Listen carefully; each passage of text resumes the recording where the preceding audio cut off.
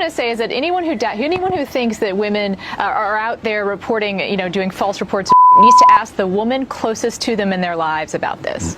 Ask a woman that you know if she would do that, or if she thinks that other women would do that, and you will get the answer no. He's Brian Banks. I did not know nothing about sex. So. You're watching never-before-aired video of Juanetta Gibson and Brian Banks in the minutes before her stunning confession that she lied when she said the high school football star 10 years ago. This camera right here was in a plant. This is the man who helped Banks get the now famous confession on hidden camera. Private investigator Freddie Parrish. There's only one chance to get the goods. I mean, you got to make it right the first time. Parrish's son played football with Brian Banks at Long Beach Polytechnic High in 2002, the time Juanetta Gibson made her false accusation.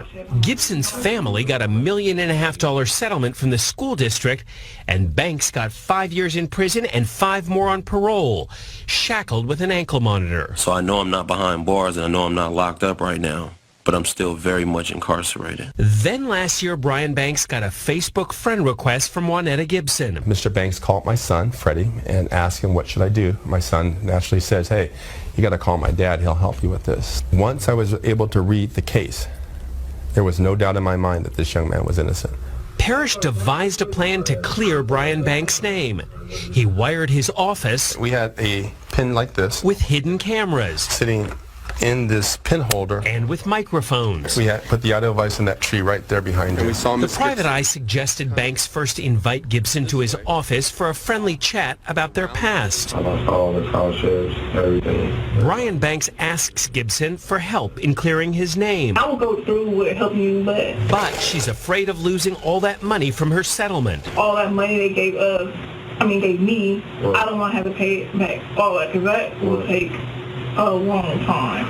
Now comes the hard part. Banks had to convince Gibson to come back the next day and talk to the private eye who was helping free him. I needed to get her to basically recant everything that she said that Brian did 10 years ago. If I let this man down, I would have to live with that the rest of my life. Hey, buddy. The mood in the room was light, but investigator Parrish's questioning got heavy. When did you lose your virginity? Was it after him, before him? After. Now the big question.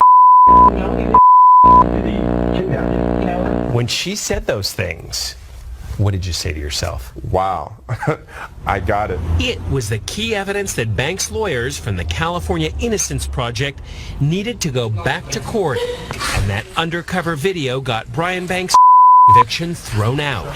Banks' lawyer Justin Brooks. Well, the videotape is a slam dunk in the sense that she's recanting her testimony. She's specifically saying that he did not. Parrish has had big celebrity cases and well-known clients, but this assignment had a different kind of payoff. Now, I had an opportunity to make a difference in a man's life. And finally, what about Juanetta Gibson, who got all that settlement money after making a false accusation? We asked the DA's office and the school district if they plan to try and recover it. They wouldn't comment. But Banks' lawyer and private eye say most of that $1.5 million settlement has probably been spent. You know, in fact, Joel, a lot of the neighbors and even some friends have come forward saying that money was spent left and right, and on a lot of things, including cars, a lot of cars.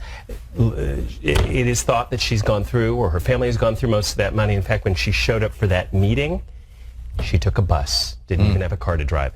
28-year-old Atlanta Falcon linebacker rookie Brian Banks is one step closer to making his dream a reality after taking to the gridiron against the Cincinnati Bengals this week. Nice job getting off a block and making a play. It's still one of those situations where, like, you know, it happened, but like now it's just replaying in my head. But this is no ordinary rookie. Banks joined the Falcons after spending 5 years in jail and 5 on parole. Why? He was wrongly convicted of a high school classmate.